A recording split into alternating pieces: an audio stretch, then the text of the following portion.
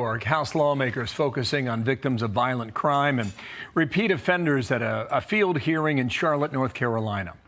Logan Federico was only 22 years old when she was fatally shot during a home invasion at a house in Columbia, South Carolina. She went to USC to visit friends there, and her grieving father was at the hearing calling for immediate action. This is part of what he had to say. Think about your child coming home from a night out with their friends, laying down, going to sleep, feeling somebody come in the room and wake them, and drag her out of bed, naked, forced on her knees, with her hands over her head, begging for her life, begging for her hero, her father, me, that couldn't be there. Bang! Dead. Gone. Why?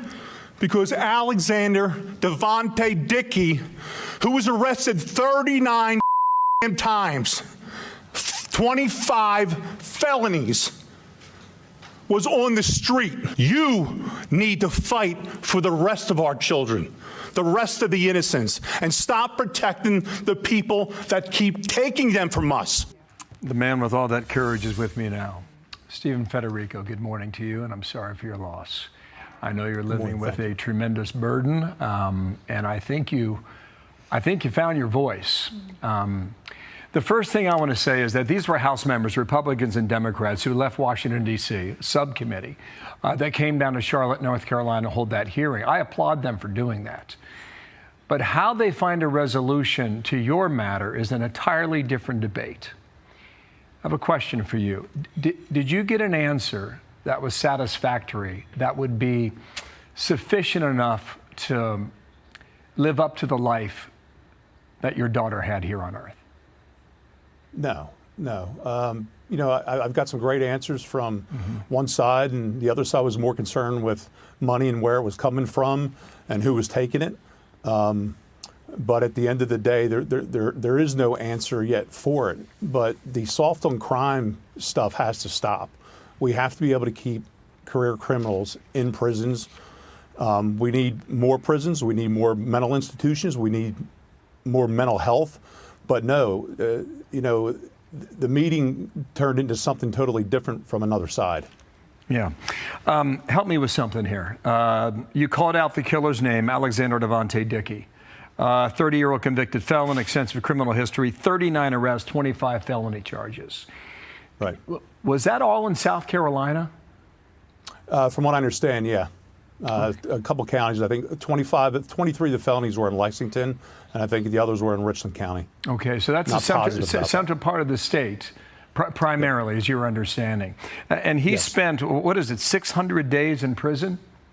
Right, 600 days, and if he would have been prosecuted properly and sentenced properly, he may have done over 140 years in prison. Wow. So the parties are divided here. Republicans are saying your lenient policies and the judges have allowed this man to walk time after time.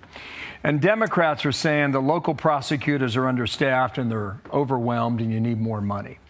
Can they both be right? No, absolutely not. The Democrats are wrong.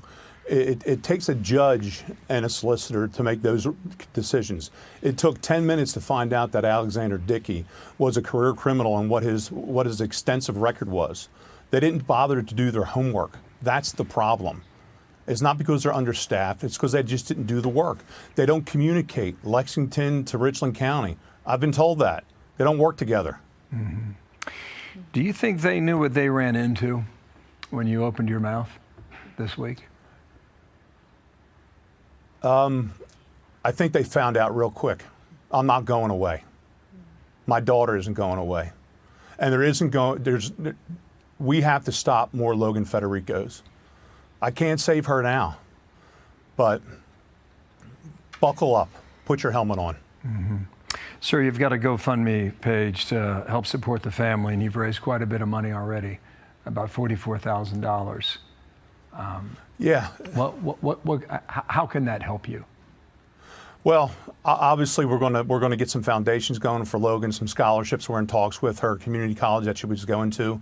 We're going to put that money to good use to just help do what I'm trying to do and make America safer.